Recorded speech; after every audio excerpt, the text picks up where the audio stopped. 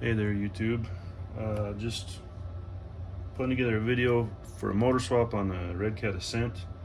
I really haven't seen this particular method that I'm going to show you done by anyone so far. Maybe someone has and I've missed it. But I went looking a while back trying to figure out an easier way to do the motor swap on this, and I wasn't able to find any good resources on that.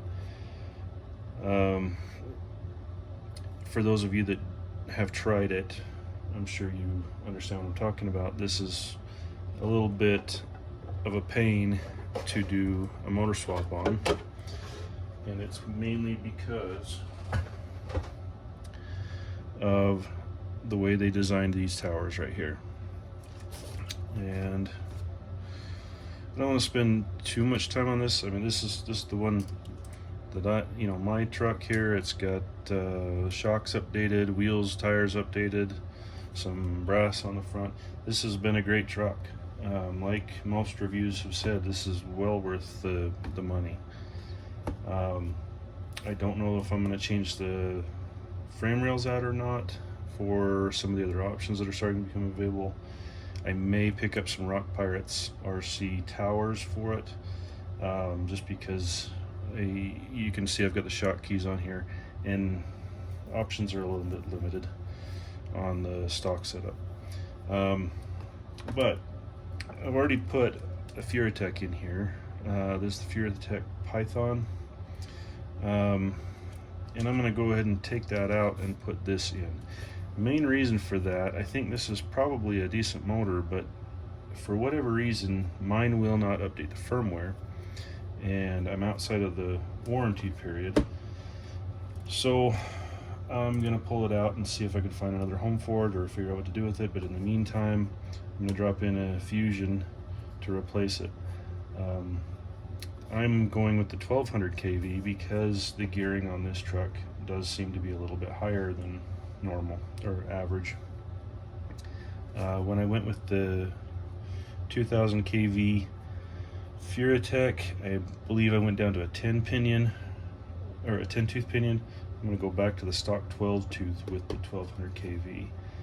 I do think this is going to work out pretty well for it.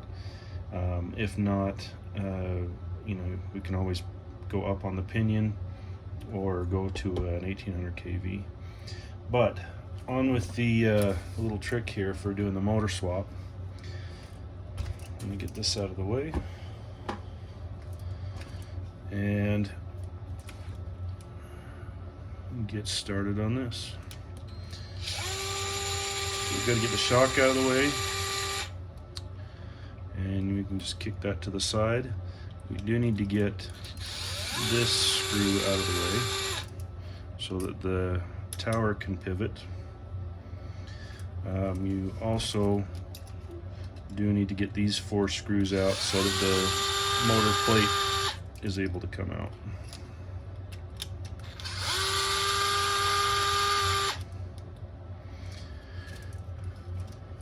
I'm not going to go through the entire motor swap process with you. I'm going to try to keep this one shorter.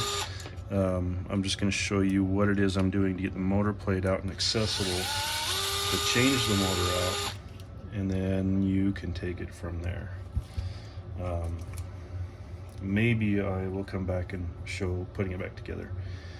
But once this pivots here, and pardon, I'm going to cut this zip tie real quick so that I have room to move the wires around. But once you have this tower free to move, you can actually just at that point, see if I can show this as best I can. You need to get this over the top of this. So once you get that up there like that, hopefully I haven't blocked that, then the motor plate will come out. You do your motor swap, get your pinion set, and then go right back in the exact same way. Just drop the far side in first, bring this side in last, get it up past there, drop the tower back in, put your screw in, and your 4 screws to hold the motor plate, and obviously get your drive shaft connected. But that's all there is to it, and I hope that is showing it. Just rock forward. This is with only taking one side, one tower apart, really. You just get this over that, and then it pivots right out. So I'm going to go ahead and finish out this motor swap. Hope this was useful to you. It makes motor swaps for you a lot easier in the future. Thanks for watching.